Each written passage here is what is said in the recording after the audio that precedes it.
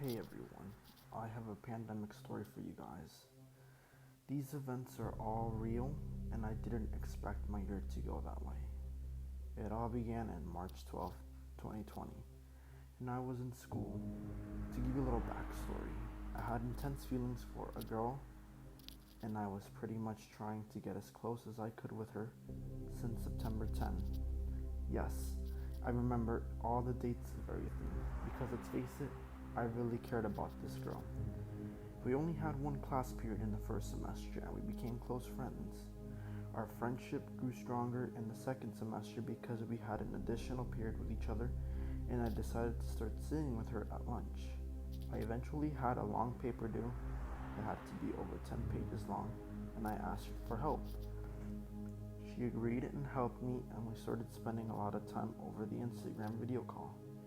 For the sake of the story, let's call her Elizabeth. She had a boyfriend, but I didn't care, and I kept telling myself that she'll eventually break up with him since they didn't even go to the same school and her boyfriend was a freshman even though we were both juniors in high school. I didn't judge, but I always told myself that she will break up with him. I even told my friends that she would eventually break up with him, from which they always laughed off. Anyways, we were working on a paper together, and while talking, she told me that she broke up with her boyfriend, and I was filled with joy and excitement. No hard feelings, Joseph. Anyways, I told myself that I would attempt to ask her out to be my girlfriend because why not? We arrived to March 12th, and I told myself that I would ask her out in the morning while we walked to class. But guess what? The damn bus never arrived, so I didn't get to school on time. I then told myself that I would ask her out in the class that I have her with. But for some reason, everyone who was friends with us wouldn't take a hint out of all days. So I just told myself maybe after class I'll ask her out. The class bell rings and I walked with her to her next class. But while I tried to pull her over to the side to talk to her, she was very confused and didn't understand. She eventually told me that she thought I didn't know how to hold hands, and I eventually gave up trying to pull her to the side. So we just kept on walking to her class while still holding hands in the most awkward way possible. And I let go when she went inside. While walking to my own class, I told myself that I'm telling her at the very end of the day, since we both have the same building, and if I didn't ask her out, I would ask someone to punch me in the face. At lunch, my friends asked me if I asked her out yet, and I lied to them so they wouldn't have made fun of me and called me a pussy. The last period arrived, and I was waiting for class to end. Oh yeah, I forgot to mention that in one of the classes that we had, I'm pretty sure the teacher noticed the sparks flying, and he would tease us all the time, and it would make Elizabeth giggle and I would blush, but thank goodness you can't tell when I blush.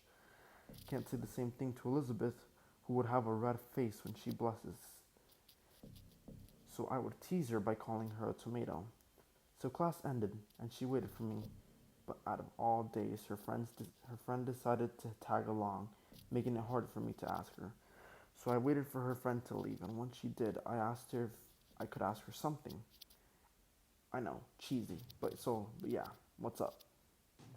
I asked her if she would be the Pam to my Jim. It's an office reference, since she watched the show. She started giggling and her face was turning red out of shyness. She didn't give me an answer too much later, though. She said yes, by the way. I hugged her and told her goodbye since she went on the bus. My best friend offered to give me a ride home, so I went with him instead. Elizabeth and I talked about how much we wanted to be together in spring, after spring break to end, so we can spend time with each other. But there's one problem: the break never ended. We pretty much had an online relationship, and I didn't have a car at the time, so I wasn't able to drive to visit her. My parents didn't want to take me either, so we were much just stuck to video calls and texts. I eventually snuck out and tried to see her myself, since, you know, I took my bike and pulled a Mike Wheeler, only I regret going in the first place because the bike ride was an hour and 30 minutes. It was dark outside. It was cold, pretty eerie, but I kept going because I really wanted to see her. I probably should have told her I was coming though, because she never woke up to my text that I was there. Her brother came outside and he tried to wake her up. Whether he tried or not, I don't know. but he came back outside and told me she didn't want to wake up, so I said alright and booked it back home. I waited outside for 2 hours, so it was already 2:20 a.m. and I left home. Around 3:35, while riding back, she texted me and was now awake. I told her, "What?" I did, and we texted for a little before I excused myself since I was really tired when I got home. I went to her house later that week again, but I was outside and she told me she couldn't come. She made an excuse to come outside and not even for one hug. So me and my friend left and he wanted to cheer me up by taking me out, but I forgot to mention that I left again without permission. And my mom started blowing up my phone, asking me where I was. I told her I was walking and I'll be home soon. I arrived home. I received no disciplinary action since they weren't aware of my actions. I really never did this type of stuff before, which is why I got away with it so easily. The next week I had a job interview, so I had to go by bike. And I went to my interview, but right after the interview I asked her if I could visit. She agreed and I went to her house. It's been a whole while since we've seen each other, and she was beautiful. It was amazing that I got to see her again. Although I grew a beard and mustache, so she was kinda shy to see me again, since she has never seen me in one before. While inside with her, I noticed that she no longer had me as her background, which was kind of off-putting, but it was whatever. Does it really matter though? I told myself in my head. I should probably mention that our calls and our time together started decreasing, almost to the point that we no longer called each other, and we only texted. We used to play games on our phones with each other as well, but that stopped entirely by May.